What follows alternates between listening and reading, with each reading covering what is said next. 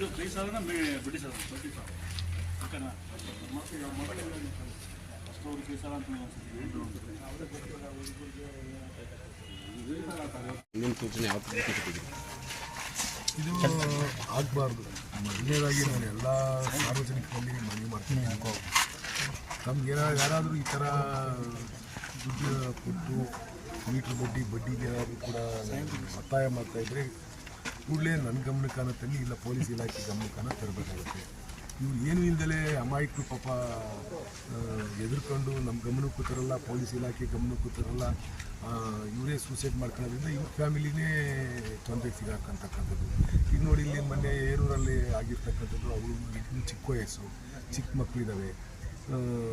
ಈಗಾಗಿರ್ತಕ್ಕಂಥ incident ಕೂಡ ಹಣಕ್ಕೋಸ್ಕರ ಒತ್ತಾಯ ಮಾಡಿದ್ದಂಥದ್ದು. ಮತ್ತು ಮೀಟ್ರ್ ಬಡ್ಡಿ ವ್ಯವಹಾರದಲ್ಲಿ ಅವರಿಗೆ ದುಡ್ಡು ಕೊಟ್ಟು ಅವರಿಗೆಲ್ಲ ಹಿಂಸೆ ಕೊಟ್ಟು ಮನೆ ತಗೋಗಿ ಅವ್ರ ಹೆಂಡತಿಗಳೆಲ್ಲ ಮ್ಯಾನ್ ಹ್ಯಾಂಡ್ಲು ಮಾಡಿ ಗಲಾಟೆ ಮಾಡೋದ್ರಿಂದ ಈ ಇನ್ಸಿಡೆಂಟ್ ಆಗಿರ್ತಕ್ಕಂಥದ್ದು. ಅವರು ಮನನೊಂದು ಮರ್ಯಾದೆಗಂಜಿ ಅವರು ಆತ್ಮಹತ್ಯೆ ಮಾಡ್ಕೊಂಡಿದ್ದಾರೆ. ಇದು ಆಗಬಾರ್ದು. ನಾನು ಪೊಲೀಸ್ ಇಲಾಖೆಗೆ ಜೊತೆ ಈ ಫಸ್ಟ್ ಇನ್ಸಿಡೆಂಟ್ ಆದಾಗಲೇ ನಾನು ಮಾತಾಡಿದ್ದೀನಿ.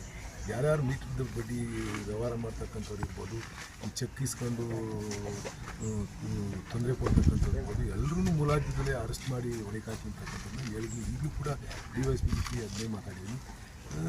ಮುಂದಿನ ದಿನದಲ್ಲಿ ಈ ಥರ ಆಗಬಾರ್ದು. ನಾನು ಸಾರ್ವಜನಿಕರಲ್ಲಿ ಮನವಿ ಮಾಡ್ತಕ್ಕಂಥದ್ದು, ಆ ಇನ್ಸಿಡೆಂಟ್ ಆಗೋದಕ್ಕೆ ಮೊದಲು ನಮ್ಮ ಗಮನಕ್ಕೆ ತಗೊಂಡು ನೀವೊಂದು ಫೋನ್ ಮಾಡಿ ಹೇಳಿದ್ರೆ ಸಾಕು. ಇಲ್ಲ ಎಲ್ಲಿಂದಲಾಗಲಿ ನಿಮ್ಮ ಅಡ್ರೆಸ್ ಕೊಟ್ಟು ಫೋನ್ ಮಾಡಿ ಹೇಳಿದ್ರೆ ಸಾಕು. ನಿಮಗೆ ಏನಾದರೂ ಬಂದು ಪೊಲೀಸ್ ಕಂಪ್ಲೇಂಟ್ ಕೊಡೋಕ್ಕೆ ಭಯ ಬಿದ್ದರೆ ನನಗೆ ಫೋನ್ ಮಾಡಿ ಹೇಳಿ, ನಾನು ಇಮಿಡಿಯೇಟಾಗಿ ಕಳಿಸ್ತಕ್ಕಂಥದ್ದನ್ನ, ಪೊಲೀಸ್ ಎನ್ಕ್ವೈರಿ ಮಾಡಿಸ್ತಕ್ಕಂಥದ್ದನ್ನ, ಅವ್ರ ಮನೇಲಿ ಏನೇನು ಇರ್ತದೋ ಅವೆಲ್ಲವನ್ನು ತರಿಸ್ತಕ್ಕಂಥದ್ದನ್ನ.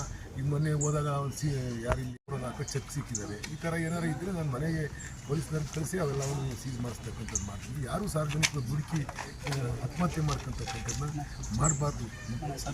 ಮನೆಯೆಲ್ಲ ಸರ್ಚ್ ಮಾಡಿಸಿ ಎಲ್ಲವನ್ನೂ ಕೂಡ ಮಾಡ್ತಕ್ಕಂಥದ್ದನ್ನ ಮಾಡ್ತಾಯಿದ್ದೀವಿ. ಅವ್ರನ್ನೇ DYSP ರೆಗ್ಯುಲರ್ 3-4 ದಿವಸದಿಂದ ಇಲ್ಲೇ ಇದ್ದು ಎಲ್ಲ ಮಾಡ್ತಾಯಿದ್ದಾರೆ. ನಾನು ಸಾರ್ವಜನಿಕರಲ್ಲಿ ಮನವಿ ಮಾಡ್ತಕ್ಕಂಥದ್ದು, ನೀವು ಇನ್ಸಿಡೆಂಟ್ ಆದಮೇಲೆ ನಮ್ಮ ಕೈಯಲ್ಲಿ ಏನಿರಲ್ಲ. ನಿಮ್ಮ ಮಕ್ಕಳು ಮರಿ ಇರ್ತಾರೆ, ಚಿಕ್ಕ ಮಕ್ಕಳು, ಇವ್ರಿಗೂ 2 ಹೆಣ್ಮಕ್ಳಿದ್ದಾರೆ. ಅವ್ರ ಜೀವನಕ್ಕೆ ಇವ್ರೊಬ್ಬನೇ ಆಧಾರ ಇರ್ತಕ್ಕಂಥದ್ದು.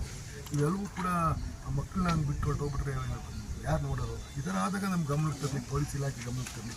ನೀವು ಭಯ ಬಿದ್ದು ಪೊಲೀಸ್ಗೆ ಕೊಡೋದು ಹೆಂಗೆ ಅಂತಂದರೆ ನನಗೆ ಫೋನ್ ಮಾಡಿ ಹೇಳಿ ಸಾಕು, ನಾನು ಇಮಿಡಿಯೇಟಾಗಿ ಪೊಲೀಸ್ ಕಳಿಸಿ ಅದನ್ನು ಅವ್ರಿಗೇನು ಸೂಕ್ತ ಕ್ರಮ ಕೈಗೊಳ್ತೀವಿ. ದಯಮಾಡಿ ಯಾರೂ ಕೂಡ ಸಾರ್ವಜನಿಕರು ಈ ಥರ ಸೂಸೈಡ್ಗೆ ಅಟೆಂಡ್ ಮಾಡಬೇಡ್ರಿ. ನಿಮ್ಮ ಪ್ರಾಣ ಅಮೂಲ್ಯವಾಗಿರ್ತಕ್ಕಂಥದ್ದು, ಹೋದ್ಮೇಲೆ ತಿರ್ಗಾ ಬರೋಲ್ಲ. ಅದಕ್ಕೋಸ್ಕರ ನಾನು ನಿಮ್ಮ ಮುಖ್ಯನ ಸಾರ್ವಜನಿಕರಲ್ಲಿ ಮನವಿ ಮಾಡ್ಕೊತೀನಿ. ಆ ಥರದ್ದು ಏನಾದರೂ ಇನ್ಸಿಡೆಂಟ್ ಇದ್ದರೆ, ನೀವೇನಾದರೂ ತೊಂದರೆಗೆ ಸಿಗಾಕೊಂಡಿದ್ರೆ ನನಗೆ ಫೋನ್ ಮಾಡಿ, ನಾನು ಅದನ್ನು ಪೊಲೀಸ್ ಇಲಾಖೆ ಮುಖ್ಯನ ನಾನು ಸೆಟೇಟ್ ಮಾಡ್ತೀನಿ. ಕೊಟ್ಟಿದ್ದಾರೆ, ಏನು ಕೊಟ್ಟಿದ್ದಾರೆ ಅಂತ ಎಂಕ್ವೈರಿ ಮಾಡ್ತಾರೆ ಪೊಲೀಸ್ನವರು. ಯಾಕೆ ಕೊಟ್ಟವ್ರೆ, ಏನು ಕೊಟ್ಟವ್ರೆ, ಎಷ್ಟು ಬಡ್ಡಿ ತಾರ್ಯ.